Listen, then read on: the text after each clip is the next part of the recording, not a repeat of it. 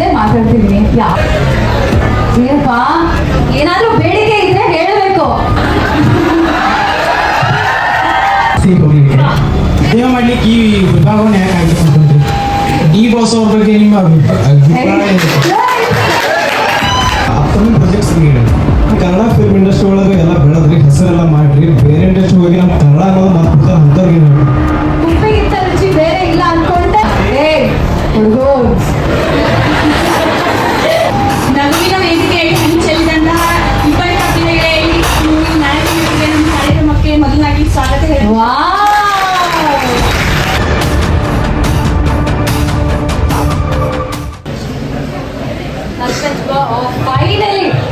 Finally mic ಬೇಕು ಹಿಂಗ್ ಅಂತಿದ್ದವರು. Very good. ಏನ್ ಹೆಸರು ನಿಮ್ದು? ನಮಸ್ತೆ ಅಕ್ಕ, ಸುಖದೇವ್ ಅಂತ್ರಿ. ಸುಖದೇವ್ ಹಂಗೆ ಬಿಡ್ರಿ. ಸುಖದೇವ್, ಒಂದು ಕ್ವಶನ್ ಇರ್ತಕ್ಕಂಥ ಹೇಳ್ತಮ್ಮ. ಈ ಕನ್ನಡ ಫಿಲ್ಮ್ ಇಂಡಸ್ಟ್ರಿ ಒಳಗೆ ಎಲ್ಲ ಬೆಳೆದ್ರಿ, ಹೆಸರೆಲ್ಲ ಮಾಡ್ರಿ, ಬೇರೆ ಇಂಡಸ್ಟ್ರಿ ಹೋಗಿ ನಮ್ಮ ಕನ್ನಡ ಅನ್ನೋದು ಮಾತಾಡ್ತಾರೆ ಅಂಥವ್ರಿಗೆ ಏನು ಹೇಳ್ತೀರಿ? ಹಾ, it's a good question. Very good question. It's a very good question. But ಏನ್ ಗೊತ್ತಾ, ನನ್ನ ಆನ್ಸರ್ ತುಂಬಾ ಕಾಂಟ್ರಾಸ್ಟಿಂಗ್ ಆಗಿರುತ್ತೆ. I don't want anybody to take it in a wrong way. Okay, it is very tricky. ಈಗ ನಾನೇನು ಹೇಳ್ತಿದ್ದೀನಿ, it is very very tricky. Kannada ಅನ್ನೋದು ನಮ್ಮಮ್ಮ, ಕನ್ನಡ ಅನ್ನೋದು ನನ್ನ ಮನಸ್ಸಿನ ಭಾಷೆ. ಕನ್ನಡಕ್ಕೆ ನಾನು ಏನೆಲ್ಲ ಮಾಡಬೇಕು ಅದನ್ನ ಮಾಡೋದಕ್ಕೆ ಸಿದ್ಧ. ಈಗ ನಾನು ಅಲ್ಲಿ ಹೇಳ್ತಿದ್ದೆ ಇವತ್ತು ರೇಡಿಯೋದಲ್ಲಿ, ಏನಂತಾರೆ, ಕೂತ್ಕೊಳ್ಳಿ, ಏನಂತ ಅಂದ್ರೆ ನನ್ನ ಬಾಡಿ ಚೆನ್ನಾಗಿರ್ಬೇಕು ಅಂತ ಜಿಮ್ಗೆ ಹೋಗ್ತಾರೆ. ನನ್ನ ಮನಸ್ಸಿನ ಭಾಷೆ ಚೆನ್ನಾಗಿರ್ಬೇಕು ಅಂತ ಯಾಕೆ ಆಲೋಚನೆ ಮಾಡಲ್ಲ ಯಾರು? ನನ್ನ ಮನಸ್ಸಿನ ಭಾಷೆ ಚೆನ್ನಾಗಿರ್ಬೇಕು ಅಂತ ಹೇಳಿದ್ರೆ ನಾನು ಅದನ್ನ ಬಳಸೋದಕ್ಕೆ ಶುರು ಮಾಡಬೇಕು. ಕನ್ನಡದಲ್ಲಿ ನಾನು ಮಾತನಾಡೋದಕ್ಕೆ ಶುರು ಮಾಡಬೇಕು. ಎಲ್ಲಿ ಹೋದ್ರೂ ಕನ್ನಡವನ್ನ ಬೆಳೆಸ್ಬೇಕು. ಕನ್ನಡ ಉಳಿಸಿ ಕನ್ನಡ ಬೆಳೆಸಿ ಅಂತ ಹೇಳ್ತಾರಲ್ಲ, ಅದನ್ನ ನಾನು ಒಪ್ಪೋದಿಲ್ಲ. ಕನ್ನಡನ ಉಳಿಸೋದಕ್ಕೆ ನಾವು ಯಾರು? ನಾನ್ ಕನ್ನಡನ ನೋಡ್ಕೋಬೇಕಾ? ಕನ್ನಡ ನನ್ನ ನೋಡ್ಕೋತಾ ಇದೆ. ಕನ್ನಡದಿಂದ ನಾನಿದ್ದೀನಿ, ಕನ್ನಡ ನನ್ನನ್ನ ಉಳಿಸ್ತಾ ಇದೆ. ನಮ್ಮ ಮನೇಲಿ ನಮ್ಮಮ್ಮ ನಮ್ಗೆ ಅಷ್ಟು ಕೆಲಸ ಮಾಡುವಾಗ ನಾವು ರೆಸ್ಪೆಕ್ಟ್ ಕೊಡೋದು ಯಾವಾಗ? ನಾವು ವಾಪಸ್ ಅದನ್ನ ಕನ್ನಡ ಬಳಸಿದಾಗ ಅಲ್ವಾ? ನಾನು ಕನ್ನಡ ಉಳಿಸ್ತೀನಿ ಅಂತ ಹೇಳೋದಕ್ಕೆ ನನಗೆ ಇಲ್ಲಿ ಏನ್ ಗ್ರೇಟ್ ಇದಲ್ಲ. ನಾನು ಕನ್ನಡನ ನಾನು ಬಳಸಿ ನಾನು ರೆಸ್ಪೆಕ್ಟ್ ಕೊಡೋದಕ್ಕಾಗುತ್ತೆ ಅಷ್ಟೇ. ಎಲ್ಲಿ ಹೋದ್ರೂ ಕನ್ನಡವನ್ನ ನಾನು ಬಳಸಬೇಕು ಅನ್ನೋದು ನಮ್ಮ ತಲೆಯಲ್ಲಿ ಇರಬೇಕು. ಇದು ಏನಂತ ಹೇಳಿದ್ರೆ ಭಾಷೆಗೆ ಅನುಗುಣವಾಗಿ ನಾನು ಮಾತಾಡ್ತಾ ಇರೋದು. ಈಗ ನಮ್ಮಲ್ಲಿ ಅಥವಾ ಇಲ್ಲೇ ಎಷ್ಟೋ ಜನ ಮರಾಠಿ ಮಾತಾಡೋರಿದ್ದೀರಾ ಅಲ್ವಾ? ಮರಾಠಿ ಮಾತಾಡೋರಿಲ್ವಾ ಇಲ್ಲಿ? ಕೈ ಎತ್ತಿ, ಏನ್ ತೊಂದರೆ ಇಲ್ಲ. ಹಾಗಂತ ಈಗ ನಾನು ಅವ್ರಿಗೆ ಹೋಗ್ಬಿಟ್ಟು ಅವ್ರು ಕತ್ತಿಸ್ಬಿಟ್ಟು ನಾನು ಕನ್ನಡ ಯೂಸ್ ಮಾಡೋ, ಮರಾಠಿ ಮಾತಾಡೋ ಹೇಳಕ್ಕಾಗುತ್ತಾ? ನಾನು ಮರಾಠಿ ಅನ್ನೋದು ಆ ಹುಡುಗಿಯ ಮನಸ್ಸಿನ ಭಾಷೆ ಅಥವಾ ಅವನ ಮನಸ್ಸಿನ ಭಾಷೆ. ಕನಸಲ್ಲಿ ನನಗೆ ಕನ್ನಡ ಬರುತ್ತೆ, ಕನ್ನಡದಲ್ಲಿ ನಾನು ಮಾತಾಡ್ತಿರ್ತೀನಿ ನನ್ನ ಕನಸಲ್ಲಿ. ಅವರು ಕನಸಲ್ಲಿ ಮರಾಠಿಲಿ ಮಾತಾಡ್ತಿರ್ತಾರೆ. ಹಾಗಂತ ನಾನು ಅವ್ರ ತಲೆ ಮೇಲೆ ಕೂತ್ಕೊಂಡು ಪಟ್ಟ ಹೊಡೆದ್ಬಿಟ್ಟಿಲ್ಲ ಕನ್ನಡನೇ ಬರ್ಬೇಕು ನಿನ್ಗೆ ಅಂತ ಹೇಳಕ್ಕಾಗಲ್ಲ. ನಮ್ಮೆಲ್ರಿಗೂ ನಮ್ಮ ಮನಸ್ಸಿನ ಭಾಷೆ ಅನ್ನೋದಿರುತ್ತೆ. ನನ್ನ ಮನಸ್ಸಿನ ಭಾಷೆ ಕನ್ನಡ. ಕನ್ನಡ ಅಂಬೆಗೆ ನಾನು ಯಾವಾಗಲೂ ಚಿರೋಋಣಿ. ಥ್ಯಾಂಕ್ ಯು ನನಗೆ ಅನುಗ್ರಹಿಸೋದಕ್ಕೆ, ನನ್ನ ಮನಸ್ಸಲ್ಲಿ ನೀನು ಕೂತಿರೋದಕ್ಕೆ ಅಂತ. ನಾನು ಚಿರಋಣಿ ಆಗಿದ್ದೀನಿ ಅಂತ ನಾನು ಥ್ಯಾಂಕ್ಸ್ ಹೇಳೋದು ಯಾವಾಗ? ಕನ್ನಡ ಬಳಸೋದ್ರ ಮೂಲಕ. ಯಾರೆಲ್ಲ ಕನ್ನಡವನ್ನ ತಮ್ಮ ಮನಸ್ಸಿನ ಭಾಷೆಯಾಗಿ ಮಾಡ್ಕೊಂಡಿದ್ದೀರಾ, ನಾವೆಲ್ಲರೂ ಕನ್ನಡವನ್ನ ಬಳಸಿದ್ರೆ ಕನ್ನಡಕ್ಕೆ ಅದಕ್ಕೆ ಬೇಕಾಗಿರೋ ಗೌರವ ಸಿಗುತ್ತೆ. ತಲತಲಾಂತರದಿಂದ ಬಂದಿದೆ ಈ ಭಾಷೆ, ತಲತಲಾಂತರದಿಂದ. One of the oldest language Tamil language, ಅದಾದ್ಮೇಲೆ Kannada 4th language 5th language ಇಡೀ ವರ್ಲ್ಡ್ ಅಲ್ಲಿ ಅಂತ ಹೇಳ್ತಾರೆ. ಕರ್ನಾಟಕ ರಾಜ್ಯೋತ್ಸವವನ್ನ ನಾವು ಆಚರಿಸ್ಬೇಕು. ಏನಂತಂದ್ರೆ ಕರ್ನಾಟಕ ಯಾವಾಗ ಶುರು ಆಯ್ತು ಅದರ ಆಚರಣೆಯನ್ನ ನಾವು ಮಾಡ್ತಿರೋದು. ಕನ್ನಡ ರಾಜ್ಯೋತ್ಸವ ಅಂತ ಅನ್ನೋದಕ್ಕೆ ಕನ್ನಡ ಹುಟ್ಟಿ ಹಾಗಿದ್ರೆ ಏನ್ 60-70 ವರ್ಷ ಆಗಿದೆಯಾ? ಇಲ್ಲ, ತಲಾಂತರದಿಂದ ಬರ್ತಿರೋದು. ಎಷ್ಟೋ ಕಾಲದಿಂದ ಈ ಭಾಷೆ ಇನ್ನೂ ಬದುಕಿದೆ ಅಂತ ಹೇಳಿದ್ರೆ ಕಾರಣ ಏನು? ಅದರಲ್ಲಿ ಏನೋ ಒಂದು ಅಸ್ತಿತ್ವ ಇದೆ, ಅದರಲ್ಲಿ ಏನೋ ಒಂದು ಎಸೆನ್ಸ್ ಇದೆ, ಅದರಲ್ಲಿ ಏನೋ ಒಂದು ಫ್ಲೇವರ್ ಇದೆ ಅಂತ ಅರ್ಥ. ಪ್ರಪಂಚದಲ್ಲಿ ಸಾಕಷ್ಟು ಭಾಷೆಗಳು ಹುಟ್ಟಿದೆ, ಸಾಕಷ್ಟು ಭಾಷೆಗಳು ನಶಿಸಿದೆ. ಕನ್ನಡ ಇನ್ನೂ ಉಳ್ಕೊಂಡಿದೆ, ಕನ್ನಡ ಇನ್ನೂ ಜೀವಿಸ್ತಿದೆ. ಯಾಕಂದ್ರೆ ಕನ್ನಡಕ್ಕೆ ಇರುವಂತಹ ಒಂದು ಏನಂತ ಹೇಳ್ತಾರೆ, ಅದರ ಎಸೆನ್ಸ್, ಅದರ ಫ್ಲೇವರ್ ಅಷ್ಟು ಅದ್ಭುತವಾಗಿದೆ. ನೀನೇನು ಕನ್ನಡಕ್ಕೇನು ನಿಂದೇನು ಓವರ್ ಆಗಿ ಕಾಂಟ್ರಿಬ್ಯೂಷನ್ ಬೇಡಮ್ಮ, ಸ್ವಲ್ಪ ಬಳಸು ಸಾಕು. ಕನ್ನಡ ಬಳಸಿದ್ರೆ Kannada Bhuvaneshwari, she can take care of herself and she can also look at us in a very better way. ಇನ್ನು ಸಿನಿಮಾ ಬಗ್ಗೆ ಕೇಳಿದ್ವಿ. ಕನ್ನಡ ಅನ್ನೋದು ಬೇರೆ, ಕಲಾ ಸೇವೆ ಅನ್ನೋದು ಬೇರೆ. ಹನುಮಾನ್ ಚಾಲೀಸ ಕನ್ನಡದಲ್ಲಿದ್ಯಾ? ಹನುಮಾನ್ ಚಾಲೀಸ ಹೇಳ್ಬೇಡಿ. ಯಾಕೆ ಹೇಳ್ತೀರಾ? ವಿಷ್ಣು ಸಹಸ್ರನಾಮ ಕನ್ನಡದಲ್ಲಿದ್ಯಾ? ಇಲ್ಲ. ಇಲ್ಲಿ ಮುಸ್ಲಿಮ್ಸ್ ಕ್ರಿಶ್ಚಿಯನ್ಸ್ ಇದ್ರೆ ನಿಮ್ಗೆ ನಿಮ್ದೇ ಆದಂತಹ ಕೆಲವು ಮಂತ್ರಗಳಿರುತ್ತೆ, ಅದು ಕನ್ನಡದಲ್ಲಿದ್ಯಾ? ಹಾಡುಗಳನ್ನ ಹೇಳ್ಬಿಡಿ. ಚರ್ಚಲ್ಲಿ ನಿಂತ್ಕೊಂಡು ಹಾಡೋ ಕೊಯರ್ ಗ್ರೂಪಲ್ಲಿ ನಾನು ಇದ್ದೀನಿ, ಆ ಹಾಡುಗಳ ಬಗ್ಗೆ ಕೇಳ್ತಾ ಇಲ್ಲ ನಾನು. ಮಂತ್ರ ಘೋಷಣೆ, ಮಂತ್ರ ಪಠನೆ ಮಾಡುವಾಗ ಅಥವಾ ಹನುಮಾನ್ ಚಾಲೀಸ ಹೇಳುವಾಗ, ವಿಷ್ಣು ಸಹಸ್ರನಾಮ ಮಾಡುವಾಗ ಕನ್ನಡವನ್ನು ನಾವು ಯಾಕೆ ಬಳಸ್ತಿಲ್ಲ ಹಾಗಿದ್ರೆ? ಯಾಕಂದ್ರೆ ಆ ಸೇವೆಯನ್ನ ಹಾಗೆ ಸಲ್ಲಿಸಿದ್ರೇನೆ ಚಂದ ಅಷ್ಟೇ. ಕಲೆ ಅನ್ನೋದು ಒಂದು ಸೇವೆನೆ. ಭಗವಂತ ಕಲಾವಿದರಿಗೆ ಒಂದು ವಿಷಯವನ್ನ ಅನುಗ್ರಹಿಸಿರ್ತಾನೆ. ಹಾಡಾಗ್ಲಿ, ಹಸೆ ಆಗ್ಲಿ, ನೃತ್ಯ ಆಗ್ಲಿ, ನಟನೆ ಆಗ್ಲಿ, ನಾವು ಅದನ್ನ ಮಾಡ್ಬೇಕು ಅಷ್ಟೇ. ಇಲ್ಲಿ ಯಾವ ಮಾಧ್ಯಮವನ್ನ ನಾನು ಹಿಡಿತಿದ್ದೀನಿ ಅಂತ ಹೇಳಿದ್ರೆ ಎಷ್ಟು ಚಂದ ಅದು. ನಾನು ತಮಿಳ್ ಲ್ಯಾಂಗ್ವೇಜ್ ಅಲ್ಲಿ ಈಗ ನಾನು ಆಕ್ಟಿಂಗ್ ಮಾಡ್ತೀನಿ ಅಂತ ಅನ್ಕೊಳ್ಳೋಣ, ಹಾಗಂತ ನಾನು ಕನ್ನಡಕ್ಕೆ ಗೌರವ ನೀಡ್ತಿಲ್ಲ ಅಂತ ಅಲ್ಲ. ನಿಜವಾಗ್ಲೂ ಹೇಳ್ತೀನಿ, ಕನ್ನಡ ಅಭಿಮಾನ ಅನ್ನೋದು ಎಷ್ಟು ಚಂದವಾಗಿದೆ ಅಂದ್ರೆ, ಕನ್ನಡವನ್ನ ನೀನು ನಿಜವಾಗ್ಲೂ ಪ್ರೀತಿಸಿದಾಗ ಇನ್ನೊಂದು ಭಾಷೆಗೆ ಎಷ್ಟು ಗೌರವ ಕೊಡಬೇಕು ಅನ್ನೋದು ಸಹ ಕಲಿತೀಯ. ನಮ್ಮಮ್ಮನ ನಾನು ಪ್ರೀತಿಸ್ತಾ ಇದ್ದೀನಿ, ನೀನು ನಿಮ್ಮಮ್ಮನ ಪ್ರೀತಿಸ್ತಿದ್ಯಾ ಅಂದಾಗ ನಾನು ಆ ಆಂಟಿನ ನೋಡೋದೇ ಬೇರೆ ರೀತಿ ಆಗ್ಬಿಡುತ್ತೆ, ಪಕ್ಕದ ಮನೆ ಆಂಟಿ ಅಂತ ನೋಡೋದಿಲ್ಲ. ನಿಜವಾಗ್ಲು ನನ್ನ ಫ್ರೆಂಡ್ಗೆ ಅವರ ಅಮ್ಮ, ನನ್ಗೆ ಇವ್ರು ನಮ್ಮಮ್ಮ, ನಾನು ನಮ್ಮಮ್ಮನ ಇಷ್ಟಪಡ್ತೀನಿ, ನಿಮ್ಮ ಮನೇಲಿ ಅಡುಗೆ ಮಾಡಿದ್ದೀರಾ, ನಿಮ್ಮಮ್ಮ ಏನೋ ಊಟ ಹಾಕ್ತಿದ್ದೀರಾ, ಸರಿ ನಾನು ಬಂದು ಟೇಸ್ಟ್ ನೋಡ್ತೀನಿ, ಈ ಒಂದು ಫೀಲಿಂಗ್ ಬರುತ್ತೆ. ಬೇರೆ ಭಾಷೆಯನ್ನ, ಎಸ್ಪೆಷಲಿ ಕಲಾವಿದರು ನಾನು ಹೇಳ್ತೀನಿ, ಶ್ರೇಯಾ ಘೋಷಲ್ನ ಹಾಗಾದ್ರೆ ನೀವು ಕನ್ನಡತಿ ಅಂತ ಒಪ್ಕೊಳ್ಳೋದಿಲ್ವಾ? ಶ್ರೇಯಾ ಘೋಷಲ್ ಸಾಂಗ್ಸ್ ಕೇಳ್ತೀರಾ? ಶ್ರೇಯಾ ಘೋಷಲ್ ತಪ್ಪು ಮಾಡ್ತೀರಾ? ಹಂಗಿದ್ರೆ ಅವಳು ಬರೀ ಬೆಂಗಾಲಿಲಿ ಹಾಡ್ಬೇಕಿತ್ತು. ಅವಳು ಕಲಾ ಸೇವೆಯನ್ನ ಮಾಡ್ತಾ ಇದ್ದಾಳೆ. ಅವಳಿಗೆ ಅವಳ ಮೇಲೆ ಇರೋ, ಅವಳ ಬೆಂಗಾಲಿ ಭಾಷೆ ಮೇಲಿರೋ ಅಂತಹ ಭಾವನೆ ಏನಿದೆ ಅದು ಸ್ಪೆಷಲ್, ಅದೇ ಸಪರೇಟ್ ಕ್ಯಾಟಗರಿ. ಅದನ್ನ ನಾವಿಲ್ಲಿ ಮಿಶ್ರಣ ಮಾಡೋದಕ್ಕೆ ಆಗೋದೇ ಇಲ್ಲ. ಅದಕ್ಕೆ ಅದರದೇ ಆದಂತಹ ಒಂದು ಚೌಕಟ್ಟಿದೆ, ಅದರದೇ ಲಕ್ಷಣಗಳಿದೆ. ಅದನ್ನ ಅವಳು ಬೆಳೆಸ್ಕೊಂಡು ಬಂದಿದ್ದಾಳೆ, ಅವಳು ಬೆಳೆಸ್ತಿದ್ದಾಳೆ ಅವಳ ಪ್ರದೇಶದಲ್ಲಿ. ಹಾಗಂತ ಅವಳ ಹಾಡನ್ನ ನಾವುಗಳೆಲ್ಲ ಮಿಸ್ ಮಾಡ್ಕೊಳ್ಳೋದಕ್ಕೆ ಅವಳ ಪಾಪ ಅವಕಾಶ ಮಾಡ್ಕೊಡ್ತಿಲ್ಲ. ಕನ್ನಡದಲ್ಲೂ ಹಾಡ್ತಿದ್ದಾಳೆ, ತೆಲುಗುಲೂ ಹಾಡ್ತಾಳೆ, ಮಲಯಾಳಮಲ್ಲೂ ಹಾಡ್ತಾಳೆ. ಯಾಕಂದ್ರೆ ಅವಳು ಹಾಡಿನ ಮೂಲಕ ಅವಳ ಕಲೆಯ ಸೇವೆಯನ್ನ ಮಾಡ್ತಾ ಇದ್ದಾಳೆ. ನಾವು ಅನ್ಕೋತೀವಿ ಬರೀ ಹೀರೋಯಿನ್ಸ್ ಅಂತ ಅಲ್ಲ, ಹೀರೋಗಳು ಇದ್ದಾರೆ, ಬೇರೆ ಬೇರೆ ಕಡೆ ಹೋಗಿ ನಟನೆ ಮಾಡೋದು. ಯಾತಕ್ಕಾಗಿ ಮಾಡ್ತಿದ್ದಾರೆ? ಅವ್ರಿಗೆ ಕೆಲಸ ಸಿಗ್ತಿದೆಯಾ ಅನ್ನೋದನ್ನ ನಾವು ಫಸ್ಟ್ ಯೋಚನೆ ಮಾಡಬೇಕು. ಅವಕಾಶಗಳು ಅವ್ರಿಗೆ ಸಿಗ್ತಾ ಇದೆಯಾ? ಕನ್ನಡದಲ್ಲೇ ಅವಕಾಶ ಸಿಗಬೇಕು ಅಂತ ಕಾಯ್ತಿರೋ ಅವ್ರಿಗೆ ಕನ್ನಡದವರು ಅವಕಾಶ ಕೊಡ್ತಾ ಇದ್ದಾರಾ? ಕೊಟ್ರೆ ಎಷ್ಟು ಬರ್ಬೋದು? ವರ್ಷಕ್ಕೆ 1, ವರ್ಷಕ್ಕೆ ಅರ್ಧ ಸಿನಿಮಾ ಶೂಟ್ ಮಾಡ್ತಾರ? ಜೀವನ ಹೇಗೆ ಮಾಡೋದು? ಕಲಾ ಸೇವೆಯನ್ನ ನಂಬ್ಕೊಂಡು ಜೀವನ ಮಾಡ್ತಿರೋ ಜೀವನ ಎಲ್ಲಿ ಮಾಡಬೇಕು? ಕನಸು ಕಂಡಿರೋರು ಜೀವನ ಹೇಗೆ ಮಾಡಬೇಕು? ಕಲೆಯನ್ನ ದಾರಿಯಾಗಿ ಹಿಡಿದಿರುವಾಗ ಭಾಷೆ ಅನ್ನೋದು ಅಡ್ಡ ಬರುತ್ತಾ? ನಾನು ನನ್ನ ಒಂದು ವಿಷಯವನ್ನ ಹೇಳಿದೆ, ಇದನ್ನ ನೀವು ಕೂಡ ಅನಲೈಸ್ ಮಾಡಬೇಕು. ನಿಮ್ಮ ಅನಿಸಿಕೆಗಳು, ಅದು ನನ್ನನ್ನೇ ಬಿಲೀವ್ ಮಾಡಿ ಅಂತ ನಾನು ಹೇಳ್ತಿಲ್ಲ, ಇಲ್ಲ ಮಾಡೋ ಹಂಗಿಲ್ಲ ಅಂತ. ಏನ್ ಹೇಳಿ ನಿಮ್ಮ ಹೆಸರು? ಸುಖದೇವ್ ಇಲ್ಲ ಬಳಸೋ ಹಾಗಿಲ್ಲ ಅಂತಂದ್ರೆ ಅದು ಅವರ ಅಭಿಪ್ರಾಯ. ಆ ಅಭಿಪ್ರಾಯಕ್ಕೆ ನಾನು ತಲೆ ಹಾಕೋದಿಲ್ಲ. Because I feel he is right from his perspective, but this is what I feel. ಕಲೆ ಸೇವೆನೇ ಬೇರೆ, ಭಾಷಾ ಅಭಿಮಾನನೇ ಬೇರೆ. ಭಾಷೆಗೋಸ್ಕರ, ಕನ್ನಡಕ್ಕೋಸ್ಕರ, ಅದ್ರ ಮೇಲಿರೋ ಅಭಿಮಾನಕ್ಕೋಸ್ಕರ ಭುವನೇಶ್ವರಿಯನ್ನ ನೆನೆಸ್ಕೊಳ್ಳದೇ ಇರೋ ದಿನಾನೇ ಇಲ್ಲ. ಅವಳಿಂದನೇ ನಾನು ಬದುಕ್ತಾ ಇರೋದು. ಈಗ ನಾನು ಮಾತಾಡ್ತಿರೋದು ಕನ್ನಡದಲ್ಲಿ, ಕಾರಲ್ಲಿ ಕೂತಾಗ ನಾನು ಯೋಚನೆ ಮಾಡೋದು ಕನ್ನಡದಲ್ಲಿ, ಮಲಗಿದಾಗ ನಾನು ಕನಸು ಕಾಣೋದು ಕನ್ನಡದಲ್ಲಿ. ಕನ್ನಡಕ್ಕಾಗಿ ನಾನು ಏನೆಲ್ಲ ಮಾಡಬೇಕೋ ಅದನ್ನ ಎಲ್ಲ ಮಾಡ್ತೀನಿ, ಅದರಲ್ಲಿ ಸಂದೇಹನೇ ಇಲ್ಲ. ನಮ್ಮ ಮನೆ ಇದು, ನಮ್ಮ ಮನೇಲಿ ನಾನು ಬಂದಿರ್ಬೇಕಲ್ವಾ? ಇನ್ನೊಂದು ಕಡೆ ಕಲೆ ಸೇವೆ ಮಾಡೋದಕ್ಕೆ ಅವಕಾಶ ಸಿಕ್ಕಾಗ ಅದನ್ನ ನಾನು ಇಲ್ಲ ಅಂತ ಸಹ ಖಂಡಿತ ಹೇಳೋದಿಲ್ಲ. ಈ ಒಂದು ಉದ್ದೇಶ ಇಟ್ಕೊಂಡು ಕೆಲಸ ಮಾಡೋದಾದ್ರೆ ಓಕೆ. ಕನ್ನಡಕ್ಕೆ ನಾನು ಮರ್ಯಾದೆ ಕೊಡದೆ ಬೇರೆ ಕಡೆ ಹೋಗ್ತೀನಿ ಅನ್ನೋ ಉದ್ದೇಶ, ಆ ಉದ್ದೇಶ ನನಗೆ ಅದು ಅಷ್ಟು ಸರಿ ಅಂತ ಅನ್ಸೋದಿಲ್ಲ. ಆ ಥರ ಮಾತಾಡೋರಿಗೆ ನಾನು ಇದನ್ನ ಹೇಳಬಲ್ಲೆ, ನೀವೇನು ಬೇಕೋ ಅದನ್ನ ಮಾಡಿ. ನಿಮ್ಮ ಮನೆ, ನಿಮ್ಮ ಮನೆತನ, ನಿಮ್ಮವ್ರನ್ನ ಮರಿಬೇಡಿ, ಅಷ್ಟೇ ಹೇಳೋದಕ್ಕೆ ಇಷ್ಟಪಡ್ತೀನಿ. Hi ma'am. Hi. D boss ಅವ್ರ ಬಗ್ಗೆ ನಿಮ್ಮ ಅಭಿಪ್ರಾಯ?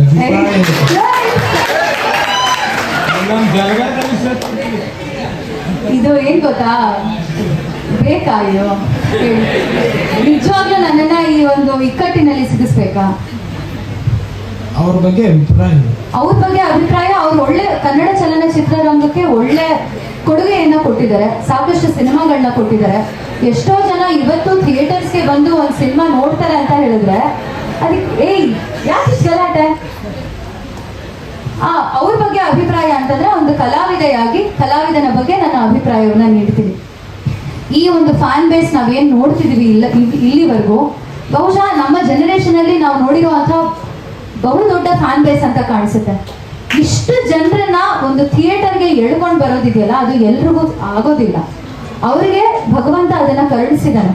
ಹಾಗಾಗಿ ಕನ್ನಡ ಚಲನಚಿತ್ರರಂಗಕ್ಕೆ ಅವರು ನೀಡಿರುವಂತಹ ಕೊಡುಗೆ ಏನಿದೆ ಅದು ಹೇಳತಿ ಇರಲಾರದು. ಸಾಕಷ್ಟು ಸಿನಿಮಾಗಳು ರಿಲೀಸ್ ಆದ್ರು, ಈಗ ರಿಲೀಸ್ ಆದ್ರು ಹೌಸ್ಫುಲ್ ಶೋಸ್ ನಡೀತಿದೆ. ಈಗಿನ ಕಾಲದಲ್ಲಿ ಥಿಯೇಟರ್ ಬಂದು ಸಿನಿಮಾ ನೋಡಿದ್ರೆ ಸಾಕು ಅಂತ ಸಾಕಷ್ಟು ಪ್ರಮೋಷನ್ಸ್ ಮಾಡೋರಿದೀವಿ. ಅಂಥದ್ರಲ್ಲಿ ಏನೋ ಪ್ರಮೋಷನ್ ಇಲ್ಲದೆ ಹಂಗೆ ಬಂದು ನೋಡೋದಕ್ಕೆ ಒಂದು ಏನಂತಾರೆ ದಮ್ ಇರ್ಬೇಕು ಅಂತಾರಲ್ಲ, ಅದು ನಿಜವಾಗ್ಲೂ ಆ ಕಲಾವಿದರಿಗೆ ಇದೆ. ಹಾಗಾಗಿ ಕನ್ನಡ ಚಲನಚಿತ್ರರಂಗ ಕಡೆಯಿಂದ ಆಲ್ವೇಸ್ ಥ್ಯಾಂಕ್ಸ್ ಅಂತ ಹೇಳೋದಕ್ಕೆ ಇಷ್ಟಪಡ್ತೀನಿ ಅಷ್ಟೇ. ದರ್ಶನ್ ಸರ್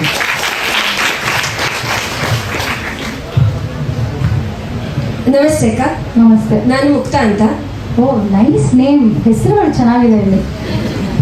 ಮೊದಲನೇದಾಗಿ ಒಬ್ಬ ಅಭಿಮಾನಿಯ ನಮಸ್ಕಾರ ನಿಮಗೆ. Thank you. ಮತ್ತೆ ನಿಮ್ಮ ಉಲ್ಲಾಸ್ ಅಗರಬತ್ತಿಯ ಎಲ್ಲ ವಿಡಿಯೋಗಳನ್ನ ನೋಡ್ತಾ ಇದ್ದೀನಿ. ಅತ್ಯದ್ಭುತವಾದಂತಹ ನಿರೂಪಣೆ ನಿಮ್ಮಿಂದ ಬರ್ತಾ ಇದೆ. ಮತ್ತು ಕನ್ನಡದಲ್ಲಿ ಒಳ್ಳೆ ಕೆಲಸ ಮಾಡಿದಂತಹ ಒಬ್ಬ ಹಿರಿಯ ವ್ಯಕ್ತಿಗಳ ಪರಿಚಯ ನಮಗೆಲ್ಲ ಆಗ್ತಾ ಇದೆ. ಥ್ಯಾಂಕ್ ಯು ಮುಕ್ತ. ಮೀರಾ ಮತ್ತು ಅನಹಿತಾಗಿಂತ ನೀವು ಯೂಟ್ಯೂಬ್ ಚಾನೆಲ್ ಅಲ್ಲಿ ತುಂಬಾ ಚೆನ್ನಾಗಿ ಕಾಣ್ತಾ ಇದ್ದೀರಾ. ಹೌದು. ಥ್ಯಾಂಕ್ ಯು ಮುಕ್ತ, ಥ್ಯಾಂಕ್ ಯು. ಮತ್ತೆ ಈಗ ಪ್ರಶ್ನೆ ಏನು ಅಂದ್ರೆ, ನಮ್ಮ ಸಮಾಜ ಬಹುಶಃ ಭಾರತೀಯ ಚಿತ್ರರಂಗ ಬಂದ್ಬಿಟ್ಟು ಸುಖಾಂತ್ಯ, ಪ್ರೇಮ ಸುಖಾಂತ್ಯವಾಗಲಿ ಅಂತ ಬಯಸುತ್ತೆ. ಆದ್ರೆ ಅನಹಿತ ಮತ್ತು ಸಿದ್ಧಾರ್ಥ್ ಪಾತ್ರದಲ್ಲಿ ನಮಗದು ಕಾಣಲಿಲ್ಲ. ಬಹುಶಃ ಇಲ್ಲಿ ಎಲ್ಲರೂ ಫಿಲಮನ್ನ ನೋಡಿಲ್ಲ, ಹಾಗಾಗಿ ನಾನು ಅದನ್ನ ಹೇಳಕ್ ಹೋಗಲ್ಲ. ಒಬ್ಬ ನಟಿಯಾಗಿ ನೀವು ಇಲ್ಲಿ ಇರ್ಬೇಕಾದ್ರೆ ನೀವು ಅದನ್ನ ಹೇಳಲ್ಲ, ನೋಡದೆ ಇರುವಂತಹ ವೀಕ್ಷಕರಿಗೆ ನೀವು ಹೇಳಲ್ಲ, ಹಾಗಾಗಿ ನಾನು ಹೇಳ್ತಾ ಇಲ್ಲ. ವೆರಿ ಗುಡ್ ಮುಕ್ತ, ವೆರಿ ನೈಸ್. ಒಂದು ದುಃಖಾಂತ್ಯವನ್ನ ನೀವು ಹೇಗೆ ಫೀಲ್ ಮಾಡಿದ್ರಿ? ಅಂದ್ರೆ ಅದರಲ್ಲಿ ಒಂದು ಸೀನ್ ಇತ್ತು. ಹೆಂಗೆ ಅಂತ ಅಂದ್ರೆ ನಿಜವಾಗ್ಲೂ ಅಳಬೇಕಾಗಿತ್ತು. ಕ್ಯಾಮ್ರಾ ಒಂದ್ಸರ್ತಿ ಶುರು ಆದ್ರೆ ಕಟ್ ಹೇಳೋವರೆಗೂ ಅಳೋದಕ್ಕೆ ಶುರು ಮಾಡಬೇಕಿತ್ತು. ಇಲ್ಲಿ ಗಿಝರಿನ್ ಎಲ್ಲ ವರ್ಕ್ ಆಗಲ್ಲ ಇಂಥ ಸೀನ್ಗಳಲ್ಲಿ. ಅದು ಏನಂತ ಅಂದ್ರೆ ಅದು ಬರೀ ಒಂದು ಕಣ್ಣಲ್ಲಿ ನೀರು ಕಾಣಿಸ್ಬೇಕು ಅಂತಂದಾಗ ಮಾತ್ರ ಗ್ಲಿಸರಿನ್ ಹಾಕೊಂಡ್ರೆ ಚಂದ. ಯಾವಾಗ್ಲೂ ಇದು ಅನುಭವಿಸೋದಕ್ಕಾಗೋದಿಲ್ಲ. ಈ ಅನುಭವ ತುಂಬಾ ವಿಭಿನ್ನವಾಗಿತ್ತು ನನಗೆ. ಇನ್ನೇನು 1.5 ತಿಂಗಳಿದೆ ನನಗೆ ಈ ಒಂದು ಸೀನಿನ ಮಾಡೋದಕ್ಕೆ ಅಂತ ಗೊತ್ತಾದಾಗ ನಾನು ನನ್ನಲ್ಲೇ ನಾನು ನೋಡ್ಕೊಂಡಂಥ ವಿಚಿತ್ರ ಆಲೋಚನೆಗಳಾಗ್ಲಿ, ನಾನು ಕೇಳಿರುವಂತಹ ಹಾಡುಗಳಾಗ್ಲಿ, ಬೇಜಾರಾಗಿರ್ಬೇಕು ಅಂತಾನೆ ಬೇಜಾರಾಗಿರ್ತಿದ್ದೆ. ಯಾಕಂದ್ರೆ ನಾನು ಅದನ್ನ ಡೆಲಿವರ್ ಮಾಡಬೇಕು. ಯಾಕಂದ್ರೆ ಐ ಬಿಲೀವ್ ಕ್ಯಾಮ್ರಾಗೆ ನೀನ್ ಸುಳ್ಳು ಹೇಳಕ್ಕಾಗಲ್ಲ. If you are acting, camera ಹೆಂಗ್ ಹೇಳ್ಬಿಡುತ್ತಂದ್ರೆ ಚೆನ್ನಾಗಿ ಆಕ್ಟ್ ಮಾಡ್ತಿದ್ದಾಳಲ್ವಾ ಅಂತ ಹೇಳ್ಬಿಡುತ್ತೆ. If you are not acting and if you are really feeling it ಅಲ್ವಾ, audience will also start feeling. ಅವ್ರಿಗೂ ಅಳೋದಕ್ಕೆ ಶುರು ಆಗುತ್ತೆ, ಅವರು ನಕ್ಕೊಳ್ಳೋದಕ್ಕೆ ಸಕ್ಕತ್ತಾಗಿ ಆಕ್ಟಿಂಗ್ ಮಾಡ್ತೀನಿ, ಏನ್ ನಗೋದೇನು ಸೂಪರ್ ಆಗಿ ಆಕ್ಟಿಂಗ್ ಮಾಡ್ತೀರಲ್ವಾ ಅಂತ ಅನ್ಸಲ್ಲ. ಅವ್ರು ನಗದ ತಕ್ಷಣ ಇವರು ನಗೋದಕ್ಕೆ ಶುರು ಮಾಡ್ತಾರೆ. ಸೊ ಐ ಬಿಲೀವ್ ಕ್ಯಾಮ್ರಾ ಯಾವತ್ತೂ ಸುಳ್ಳು ಹೇಳಲ್ಲ ಅಂತ. ಈ ಪ್ರಾಸೆಸ್ ತುಂಬಾನೇ ವಿಭಿನ್ನವಾಗಿತ್ತು. ಜೊತೆಗೆ ಸುಖ ಅಂದರೆ ಖುಷಿಯಾಗೆ ಒಂದು ಸಿನಿಮಾ ಎಂಡ್ ಆಗಬೇಕು ಅಂತ ನಾನು ಯಾವತ್ತೂ ಎಕ್ಸ್ಪೆಕ್ಟ್ ಮಾಡೋದಿಲ್ಲ. It is about what the messages. But ನೀವು ಹೇಳಿದ ಹಾಗೆ ಭಾರತೀಯ ಚಿತ್ರರಂಗದಲ್ಲಿ ಎಲ್ಲರೂ ಇದೇ ಆಗಬೇಕು ಅಂತ ಒಂದೊಂದು ರೀತಿಯಾದ ಕ್ಯೂರಿಯಾಸಿಟಿ ಮತ್ತೆ ಆಸೆ ಇರುತ್ತೆ. ಇಲ್ಲಿ ಏನಂತಂದ್ರೆ ನಮ್ಮ ಸಿನಿಮಾದಲ್ಲಿ ಒಂದು ವರ್ಡ್ ಇದೆ, ಮೆಲಂಕನಿ ಅಂತ. ನೀವು ಇವತ್ತು ಮೀನಿಂಗ್ ನೋಡಿದ್ರೆ ನಿಮಗೆ ಗೊತ್ತಾಗುತ್ತೆ. ಏನಂತಂದ್ರೆ it is nothing but sweet pain. ನಮ್ಮ ಸಿನಿಮಾದಲ್ಲಿ ನೀವು ನೋಡಿದಾಗ ನಿಮಗೆ ಬೇಜಾರಾಗುತ್ತೆ ಸತ್ಯ, ಆದರೆ ಏನೋ ಕಳ್ಕೊಂಡ್ಬಿಟ್ಟೆ ಅಂತ ಅನ್ಸೋದಿಲ್ಲ. ಹೋಗೇ ಬಿಡ್ತಲ್ಲ ಅಂತ ಅನ್ಸೋದಿಲ್ಲ. ಬೇಜಾರಾಗುತ್ತಾ, ಅಯ್ಯೋ ಹೀಗಾಗೋಯ್ತಾ ಹಂಗಾಗೋಯ್ತಾ ಅಂತ. ಬಟ್ ನೆನೆಸ್ಕೊಂಡು ಅದನ್ನ ಮೆಲಕ್ ಹಾಕುವಾಗ ನಿಮಗೆ ಒಂದು ಸ್ಮೈಲ್ ಮೂಡುತ್ತೆ. ಅಥವಾ ಅದೊಂದು ರೀತಿ ಹಂಗಿದ್ದಿದ್ರೆ ಅಂತ ಅನ್ಸೋದಕ್ಕೆ ಶುರು ಆಗುತ್ತೆ. ಹಿಂಗಾಗ್ಬಾರ್ದಿತ್ತು ಅಂತ ಖಂಡಿತ ಅನ್ಸಲ್ಲ. So this is nothing but melancholy. So we had this theme ನಮ್ಮ ಸಿನಿಮಾಗೆ. ಫಸ್ಟ್ ಟೈಮ್ ಕೇಳಿದಾಗ ಖುಷಿ ಆಯಿತು. ಜೊತೆಗೆ ನಿರ್ದೇಶಕರು ಅನಾಹಿತವಾಗಿ ನನ್ನನ್ನು ಸೆಲೆಕ್ಟ್ ಮಾಡಿದಾಗಲೂ ಅವ್ರು ಅದೇ ಅಂದಿದ್ರು, ಕಣ್ಣಲ್ಲಿ ನನಗೆ ನೋವು ಕಾಣಿಸ್ಬೇಕು, ಬಟ್ ಅವಳು ನಗ್ತಾ ಇರಬೇಕು ಅಂತ. ಹಾಗಾಗಿ ಅವರು ಆಯ್ಕೆ ಮಾಡಿದ್ದು ಹಾಗೆ. ನನಗೆ ಏನಂತಾರೆ ಸುಖವಾಗಿ ಎಂಡ್ ಆಗಬೇಕಿತ್ತು ಅಂತ ಏನಿಲ್ಲ. ಇದರಲ್ಲೇ ನಾನೇನೋ ಒಂಥರ ಸುಖ ಕಂಡೆ. ಮೆಲಂಕನಿ ಅನ್ನೋ ಥೀಮ್ ಇದ್ದಿದ್ರಿಂದ I could find the happiness. ಇನ್ನೊಂದು ಪ್ರಶ್ನೆ ಇದೆ. ಇಷ್ಟು ಸುಂದರ ಕನ್ನಡ ಭಾಷೆಯನ್ನು ನೀವು ಮಾತಾಡ್ತಾ ಇರೋದಕ್ಕೆ ಬಾಲ್ಯದಿಂದಲೂ ನಿಮಗೆ ಓದಿನ ಹವ್ಯಾಸದ ಸಾಥ್ ಇತ್ತ? Very nice question. ಇಲ್ಲ, ನಾನು ನನ್ನ ಲೈಫಲ್ಲಿ ಓದಿರೋ ಟೆಕ್ಸ್ಟ್ ಬುಕ್ಸ್ನ ಮಾತ್ರ ಆನೆಸ್ಟ್ ಆಗಿ ಹೇಳ್ಬೇಕಂದ್ರೆ, ಟೆಕ್ಸ್ಟ್ ಬುಕ್ ಹೆಂಗೆ ಅಂತಂದ್ರೆ ನಾನು ಅದನ್ನ ತುಂಬಾ ನನ್ನ ಫ್ರೆಂಡ್ ತರ ಕನ್ಸಿಡರ್ ಮಾಡ್ತಿದ್ದೆ ಸ್ಕೂಲ್ ಲೈಫಲ್ಲಿ. ಹಾಗಂತ ದಿನ ಟೆಕ್ಸ್ಟ್ ಬುಕ್ ಕುತ್ಕೊಂಡು ಓದ್ತಿರ್ಲಿಲ್ಲ. ಏನು ಎಕ್ಸಾಮ್ ಬರುತ್ತೆ ಅಂದಾಗ ಟೆಕ್ಸ್ಟ್ ಬುಕ್ ಓದ್ತಾ ಇದ್ದೆ. ಹೌದು, ಆದ್ರೆ ಒಂದು ನಿಮಿಷ ಇನ್ನೂ ಕಂಪ್ಲೀಟ್ ಮಾಡಿಲ್ಲ. ಕ್ಲಾಸ್ಗಳನ್ನ ಅಟೆಂಡ್ ಮಾಡ್ತಿದ್ದೆ. ನನಗೆ ಕೇಳಿಸ್ಕೊಳ್ಳೋದು ತುಂಬಾ ಇಷ್ಟ. ಕ್ಲಾಸ್ ಯಾರಾದರೂ ಪಾಠ ಮಾಡ್ತಿರುವಾಗ 100% ನಾನು ಕೇಳಿಸ್ಕೋಬೇಕು. ಏನಾದರೂ ಮಿಸ್ ಆಯ್ತಾ, ಅದು ಪೇಪರಲ್ಲೂ ಮಿಸ್ ಆಗಿರುತ್ತೆ. ನನಗೆ ಕ್ಲಾಸಲ್ಲಿ ಏನು ಕೂತ್ಕೊಂಡು ನಾನು ಕಾನ್ಸೆಪ್ಟ್ನ ಅರ್ಥ ಮಾಡ್ಕೊಂಡಿದ್ದೀನಿ, ಅದು ನನಗೆ ತುಂಬಾನೇ ಇಂಪಾರ್ಟೆಂಟ್. ಅದಾದ್ಮೇಲೆ ಟೆಕ್ಸ್ಟ್ ಬುಕ್ಕಲ್ಲಿ ನಾನು ಬ್ರಷ್ ಅಪ್ ಮಾಡ್ತಿದ್ದೆ. ಯಾವ ರೀತಿ ಅಂದರೆ ನನಗೆ ವಿಜುವಲ್ ಮೆಮರಿ ತುಂಬ ಚೆನ್ನಾಗಿದೆ. ಈ ಸೈಡ್ ಈ ಡಯಾಗ್ರಾಮ್ ಇದೆ, ಈ ಸೈಡ್ ಇದೇನೋ ಮೆನ್ಷನ್ ಮಾಡಿದ್ದಾರೆ ಟೆಕ್ಸ್ಟ್ ಬುಕ್ಕಲ್ಲಿ, ಈ ಕಡೆ ತಿರ್ಗಿಸಿದ್ರೆ ಈ ಕಡೆ ಮತ್ತೆ ಇದೇನೋ ಬರುತ್ತೆ. ಇದು ನಂಗೆ ತುಂಬ ಚೆನ್ನಾಗಿ ನೆನಪಿದೆ. ಹಾಗಾಗಿ ನೆನ್ಪಿಟ್ಕೊಳ್ಳೋದಕ್ಕೆ ಟೆಕ್ಸ್ಟ್ ಬುಕ್ ನಂಗೆ ತುಂಬ ಹೆಲ್ಪ್ ಆಯಿತು.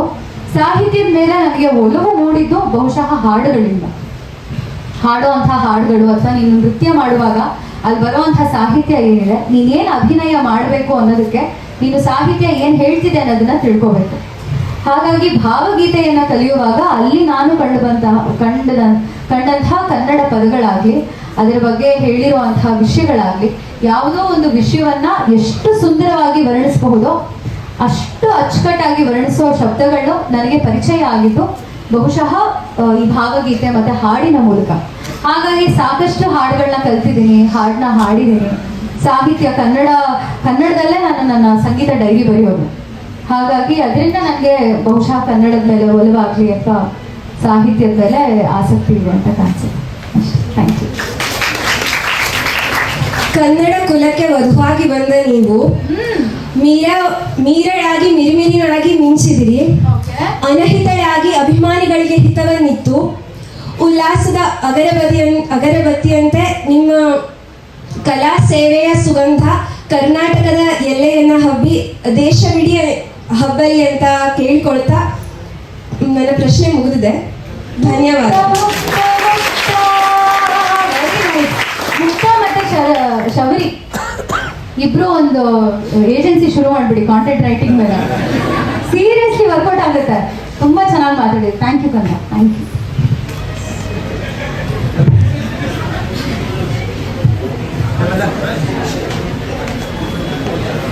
ಕೇಳಿ, ಇಟ್ ಇಸ್ ಓಕೆ. ಟೈಮ್ ಆಗ್ತಿದೆಯಾ ಅದೆಲ್ಲ ಯೋಚನೆ ಮಾಡಬೇಡಿ. ಕೇಳಬೇಕಂದ್ರೆ ಟಪ್ ಅಂತ ಕೇಳ್ಬಿಡ್ಬೇಕು. ನಾಳೆ ಮನೆಗೆ ಹೋದಾಗ ಛೇ ಅದೊಂದು ಕೇಳ್ಬೋದಿತ್ತಲ್ಲ ಅಂತ ಮಾತ್ರ ರಿಗ್ರೆಟ್ಸ್ ಇಟ್ಕೋಬೇಡಿ. ಹಾಯ್ ಮ್ಯಾಮ್, ನನ್ನ ಹೆಸರು ದುರ್ಗಾ ಅಂತ. ಮ್ಯಾಮ್, ಇಬ್ಬರಿ ತಪ್ಪಿದ್ದ ಇಳೆಯಲ್ಲಿ ಮೂವಿಯಲ್ಲಿ ಲಾಸ್ಟ್ ಒಂದು ಸೀನ್ ಬರುತ್ತೆ ಮ್ಯಾಮ್. ಅದು ನೀವು ಗ್ರೌಂಡಿಗೆ ಹೋಗಿ ಡ್ಯಾನ್ಸ್ ಮಾಡ್ತೀರಲ್ಲ ಮ್ಯಾಮ್, ಆವಾಗ ಆಡಿಯನ್ಸ್ ಅಷ್ಟು ಜನ ಆಡಿಯನ್ಸ್ ಮುಂದೆ ನೀವು ಪೂರ್ತಿ ಮನಸ್ಸು ಬಿಚ್ಚಿ ನೀವು ಡ್ಯಾನ್ಸ್ ಮಾಡ್ತೀರಾ ಮ್ಯಾಮ್.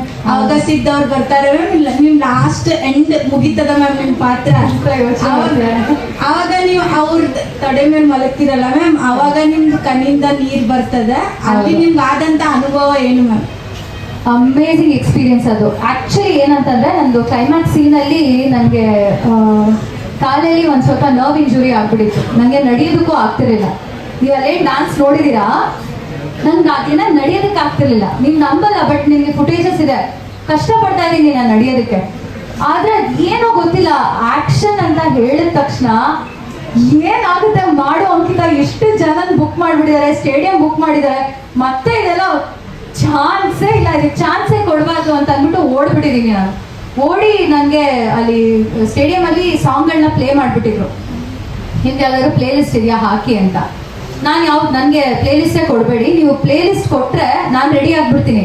ಈ ಸಾಂಗ್ ಬರುವಾಗ ಇದೇ ಡ್ಯಾನ್ಸ್ ಮಾಡಬೇಕು, ಇದೇ ಸ್ಟೆಪ್ ಹಾಕಬೇಕು ಅಂತ. ನಿಮಗೆ ಏನು ಬೇಕೋ ಆ ಸಾಂಗ್ ಹಾಕಿ, ನಾನು ಅದಕ್ಕೆ ತಕ್ಕಂಗೆ ಡ್ಯಾನ್ಸ್ ಮಾಡ್ತೀನಿ ಅಂತ ಹೇಳ್ಬಿಟ್ಟಿದ್ದೆ. ನಿಜವಾಗ್ಲೂ ಹೇಳ್ತೀನಿ, ನನಗೆ ಆ ಡ್ಯಾನ್ಸ್ ಮಾಡಿರೋ ಮೊಮೆಂಟ್ ಏನಿದೆ ಅಲ್ವಾ, ನನಗೆ ನೆನಪಿಲ್ಲ.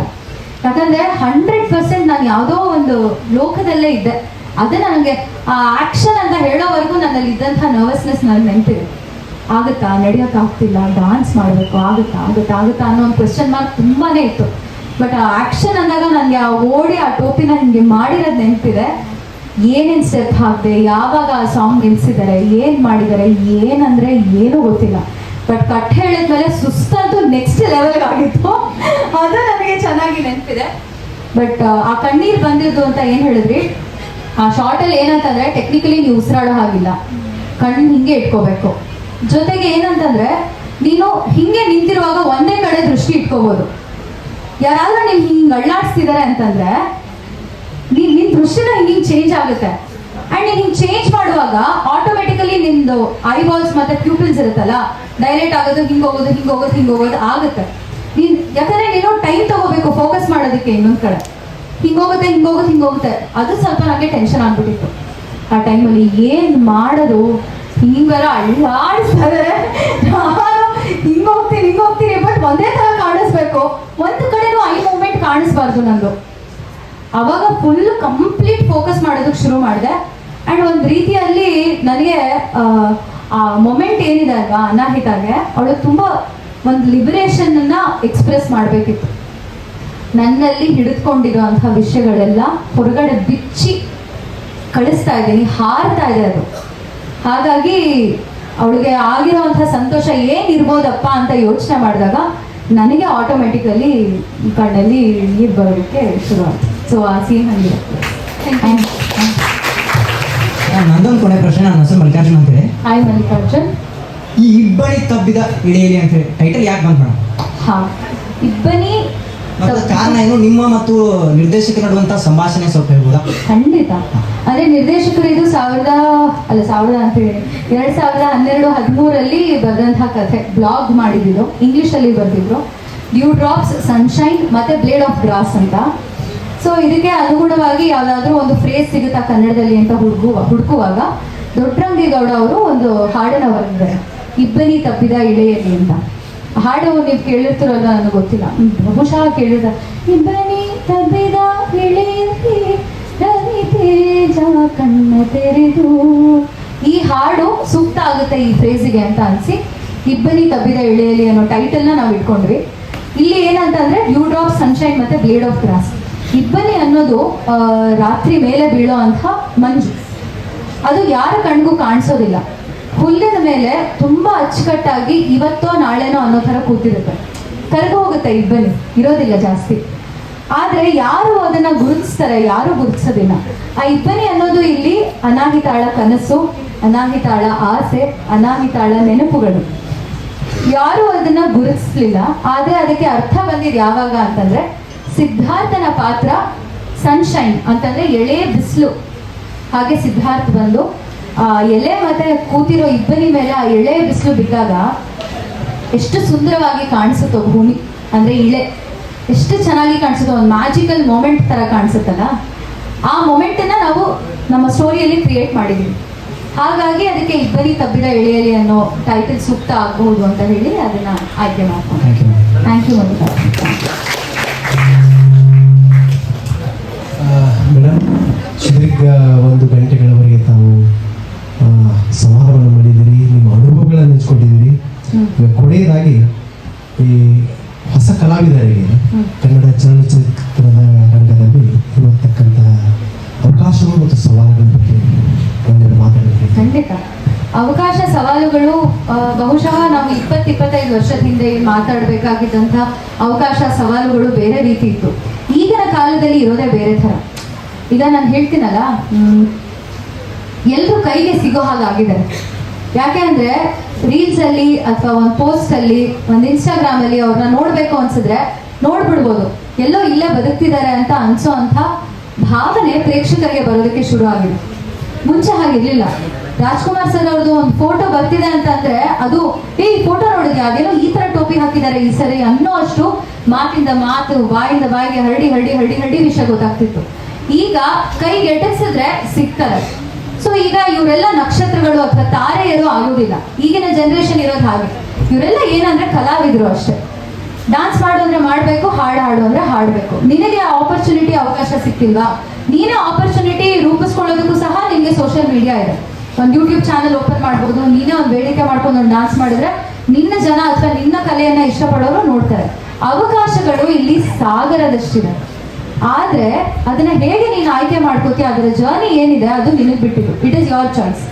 ಈಗ ನಿನಗೆ ನಿಜವಾಗ್ಲೂ ಸಿನಿಮಾ ರಂಗದಲ್ಲಿ ಕಾಲಿಡಬೇಕು ಅಥವಾ ನಾನು ಹಾಡಲೇಬೇಕು, ನಾನು ಡಾನ್ಸ್ ಮಾಡಲೇಬೇಕು ಅನ್ನೋಂಥ ಆಸಕ್ತಿ ಇದ್ರೆ ನೀನು ಆ ಆಸಕ್ತಿಯನ್ನ ಏನಾಗಿ ತಗೋತಿದ್ಯಾ ಅನ್ನೋದನ್ನ ಯೋಚನೆ ಮಾಡಬೇಕು. ಇದು ನಿನಗೆ ಊಟ ಹಾಕುತ್ತಾ, ಇದೇ ನಿನಗೆ ಊಟ ಹಾಕಬೇಕಾ ಅನ್ನೋದು ನಿಮ್ಮ ಕೈಗೆ ಬಿಟ್ಟಿದ್ದು. ಒಂದು ವೇಳೆ ಏನಾದ್ರೂ ನೀವು ಇಲ್ಲ ಅಪ್ಪಿ ತಪ್ಪಿ ಏನಾದರೂ ನನಗೆ ಇದು ಊಟ ಹಾಕಕ್ಕಾಗಲಿಲ್ಲ ಅಂದರೆ ನನಗೊಂದು ಬ್ಯಾಕಪ್ ಪ್ಲಾನ್ ಇದೆ ಅನ್ನೋದೇನಾದರೂ ನಿಮಗೆ ಆ ಒಂದು ಕಾನ್ಫಿಡೆನ್ಸ್ ಇದ್ದರೆ ಇದಕ್ಕೆಲ್ಲ ನೀವು ನುಗ್ಗಬಹುದು. ಇನ್ನೂ ಒಂದು ವಿಷಯ ಏನಂತ ಹೇಳಿದ್ರೆ, ನಿನ್ನ ಜೊತೆ ಒಂದು ಡಿಗ್ರಿ ಸರ್ಟಿಫಿಕೇಟ್ ಇದ್ರೆ ನಿನಗೆ ಸಿಗೋ ಅಂತಹ ಬೆಲೆ ಏನಿದೆ ಅಥವಾ ನಿನ್ನನ್ನ ಜನ ನೋಡೋ ರೀತಿ ಇದೆಯಲ್ಲ ಬೇರೆ ಇರುತ್ತೆ. ಈಗ ನಾನು ಇಂಡಸ್ಟ್ರಿಗೆ ಹೋದಾಗ ನನ್ನ ಹತ್ರ ಏನೂ ಇಲ್ಲ ಅಂತಂದ್ರೆ, ಓ ಇವಳ ಹತ್ರ ಏನೂ ಇಲ್ಲ ಅದಕ್ಕೆ ಇಲ್ಲಿ ಬಂದಿದ್ದಾಳೆ, ಅಥವಾ ಇವಳಿಗೆ ಏನು ಮಾಡೋದಕ್ಕಾಗೋದಿಲ್ಲ, ಇವಳು ಇದನ್ನ ಮಾತ್ರ ನೆಚ್ಕೊಂಡು ಬಂದಿದ್ದಾಳೆ, ಇವಳು ಇದಕ್ಕೋಸ್ಕರ ಏನ್ ಬೇಕಾದ್ರೂ ಮಾಡೋದಕ್ಕೆ ರೆಡಿ ಅನ್ನೋ ಅಂತ ಭಾವನೆಯನ್ನ ನಾವು ಸೃಷ್ಟಿಸಬಾರ್ದು. ಇವಳು ಇಲ್ಲಿ ಬಂದಿರೋದು ಇವಳು ಖುಷಿಗೋಸ್ಕರ, ಇವಳು ಇಲ್ಲಿ ಬಂದಿರೋದು ಇವಳ ಒಂದು ಪ್ಯಾಷನ್ ಅನ್ನ ಎಕ್ಸ್ಪ್ಲೋರ್ ಮಾಡೋದಕ್ಕೋಸ್ಕರ. ಇವತ್ತಿದಿಲ್ಲ ಅಂತ ಅಂದ್ರೆ ನಾಳೆ ಅವಳು ಬದುಕ್ತಾಳೆ. ಅವಳು ಇದನ್ನ ನಂಬಿಕೊಂಡೇನ್ ಬಂದಿಲ್ಲ, ಖುಷಿಯಿಂದ ಸೇವೆ ಸಲ್ಲಿಸೋದಕ್ಕೆ ಬಂದಿರೋದು ಅನ್ನೋ ಒಂದು ಫ್ಯಾಕ್ಟರ್ ಇದೆಯಲ್ಲ, ಆ ಫ್ಯಾಕ್ಟರ್ನ ನಾವು ಎಲ್ರಿಗೂ ಅರ್ಥ ಮಾಡಿಸ್ಕೊಂಡು ಹೋಗ್ಬೇಕು. ಅದು ಎಜುಕೇಶನ್ ಡಿಗ್ರಿ ಆಗಿರ್ಬೇಕು ಅನ್ನೋದೇ ರೂಲ್ಸ್ ಇಲ್ಲ. ಹಾಗಂತ ಎಷ್ಟೋ ಜನರ ಮನೆಯಲ್ಲಿ ಓದೋದಕ್ಕೆ ಅವಕಾಶ ಇರೋದಿಲ್ಲ, ಆದ್ರೂ ಅವ್ರು ಇದನ್ನ ಆಯ್ಕೆ ಮಾಡ್ಕೋತಾರೆ. ಬಟ್ ನಿಮ್ಮ ಕಾನ್ಫಿಡೆನ್ಸ್ ಹೆಂಗಿರ್ಬೇಕು ಅವಕಾಶಗಳು ಬಂದಾಗ ಅಂತ ಅಂದ್ರೆ, ಇದೊಂದೇ ದಾರಿ, ಇದು ಬಿಟ್ರೆ ನನಗೆ ಏನಿಲ್ಲ ಅನ್ನೋ ಒಂದು ಕಾನ್ಫಿಡೆನ್ಸ್ ಇಟ್ಕೋಬೇಡಿ. ನೋಡೋರಿಗೆ ಅದು ಅಟ್ಲೀಸ್ಟ್ ಹೇಗಿರ್ಬೇಕು ಅಂತಂದ್ರೆ, ಇದಕ್ಕೋಸ್ಕರ ಬಂದಿಲ್ಲ, ಖುಷಿಗೋಸ್ಕರ ಬಂದಿದ್ದಾನೆ ಇವನು ಅಥವಾ ಇವಳು, ಅವಳ ಒಂದು ಟ್ಯಾಲೆಂಟನ್ನ ಎಕ್ಸ್ಪ್ಲೋರ್ ಮಾಡೋದಕ್ಕೆ ಬಂದಿರೋದು. ಇವತ್ತಿದಿಲ್ಲ ಅಂತಂದ್ರೆ ಅವಳಿಗೆ ನಾಳೆ ಇದೊಂದು ಸಿಗುತ್ತೆ, ಇಲ್ಲ ಅಂತಂದ್ರೆ ಅವಳು ಇನ್ನೇನೋ ನೋಡ್ಕೋತಾಳೆ, ಆ ಜವಾಬ್ದಾರಿ ಅವಳಿಗಿದೆ ಅನ್ನೋ ಒಂದು ಬೆಲೆಯನ್ನ ನೀವು ತಗೊಂಡ್ರೆ ಯಾವ ಅವಕಾಶದ ಬಾಗಿಲವನ್ನ ಮುಟ್ಟೋದಕ್ಕೆ ನಿಮ್ಗೆ ಸರಾಗ ಆಗುತ್ತೆ, ಸುಲಭ ಆಗುತ್ತೆ. ಅಂಡ್ ನಿಮಗೆ ಸಿಗುವಂತಹ ಗೌರವನೇ ಬೇರೆ ಇರುತ್ತೆ. ಇನ್ನು ಅವಕಾಶಗಳು ನಾನು ಹೇಳಿದಲ್ಲ, ಸಮುದ್ರ ಮತ್ತೆ ಸಾಗರದಷ್ಟು ಆಪರ್ಚುನಿಟೀಸ್ ಇದೆ. ಇವತ್ತು ಇದು ಕ್ಲಿಕ್ ಆಯ್ತಂದ್ರೆ ನಾಳೆ ಅದು ಕ್ಲಿಕ್ ಆಗೋದಿಲ್ಲ. ಆ ಥರ ಇದೆ ಈಗಿನ ಜನರೇಷನ್ ಅಲ್ಲಿ. ಹಿಂಗ್ ಮಾಡಿದ್ರೆ ಈ ಸಿನಿಮಾನ ಒಂದು 50 ಜನ ಬಂದು ನೋಡ್ತಾರೆ ಅಂತ ಅನ್ನೋ ಅಂಥ ಕಾಲದಲ್ಲಿ ಈಗ 5 ಜನ ಬಂದ್ರೆ ಸಾಕು, 500 ಜನನೇ ಬಂದ್ಬಿಟ್ರಂತೆ ಅನ್ನೋ ಒಂದು ಎಕ್ಸ್ಟ್ರೀಮ್ ಎಂಡ್ಸ್ಗೆ ಹೋಗೋ ತರ ಇದೆ. ಹಾಗಾಗಿ ಅವಕಾಶಗಳು ಬಂದಾಗ ಅದನ್ನ ಎಷ್ಟಾಗುತ್ತೋ ಅಷ್ಟು ಎಂಬ್ರೇಸ್ ಮಾಡಿ, ಅದನ್ನ ತಬ್ಬಿಕೊಳ್ಳಿ, ಅದನ್ನ ಅನುಭವಿಸಿ, ಅದನ್ನ ಎಷ್ಟು ಏನೆಲ್ಲ ಕೆಲಸ ಮಾಡಬೇಕೋ ಆ ಕೆಲಸ ಮಾಡಿ. ಔಟ್ಕಮ್ನ ಮಾತ್ರ ಎಕ್ಸ್ಪೆಕ್ಟ್ ಮಾಡಬೇಡಿ, ಹೀಗಾಗಬೇಕು ಹೀಗಲೇ ಆಗುತ್ತೆ ಆ ವಿಷಯನ ಬಿಟ್ಬಿಡಿ. Completely surrender yourself when you are towards this art. If you are a true artist, you will get to know the essence of experiencing how blessed you are with the art. The amount of expression, the amount of happiness, the amount of joy you receive when you're doing something or performing something is brilliant and is beautiful. Not everybody is blessed with that. Just go through the process, surrender yourself is what I want to say. ಇನ್ನೇನು ಬೇಡ ನಮಗೆ, ದುಡ್ಡು ಗಿಡ್ಡು ಅನ್ನೋದೆಲ್ಲ ಏನಿದೆ ಅದು ಜವಾಬ್ದಾರಿ, responsibility, ಅದನ್ನ ನಾವು ನೋಡ್ಕೊಳ್ಳೇಬೇಕಾಗುತ್ತೆ ಹೋಗ್ತಾ ಹೋಗ್ತಾ ನಮ್ಮ ಜೀವನದಲ್ಲಿ. ಅದಕ್ಕೆ ಏನೇನು ಬೇಕೋ ಅದನ್ನೆಲ್ಲ ಮಾಡೋದಕ್ಕೆ ಶುರು ಮಾಡಿ. ಒಂದ್ಸರ್ತಿ ನಿಮ್ಗೆ ಇಲ್ಲಿ ಕ್ಲಿಕ್ ಆಯ್ತಾ, ನಿಮ್ಗೆ ಹೋಲ್ಡ್ ಆಗುತ್ತಾ, ನಿಮ್ಗೊಂದು ಹೋಲ್ಡ್ ಸಿಗುತ್ತಾ, ಇದ್ರ ಬಗ್ಗೆ ಕಾನ್ಸಂಟ್ರೇಟ್ ಮಾಡೋದಕ್ಕೆ ಶುರು ಮಾಡಿ, ದುಡ್ಡು ಮಾಡೋದಕ್ಕೆ. ಅಲ್ಲಿವರೆಗೂ ದುಡ್ಡು ಮಾಡೋದಕ್ಕೆ ಅಂತ ಯಾರೂ ಬರಬೇಡಿ. ಆಪರ್ಚುನಿಟೀಸ್ನ, ಸಿಕ್ಕಿರುವಂತಹ ಅವಕಾಶವನ್ನ ಕಣ್ಣುಗೊತ್ಕೊಂಡು ನುಗ್ಗಿ, ಆದ್ರೆ ಹಿಂದೆ ಕಾನ್ಫಿಡೆಂಟ್ ಆಗಿರಿ ಅಂತ ಹೇಳೋದಕ್ಕೆ ಇಷ್ಟಪಡ್ತೀನಿ ಈ ಜನರೇಷನ್ ಅಲ್ಲಿ ಅಷ್ಟೇ. Thank you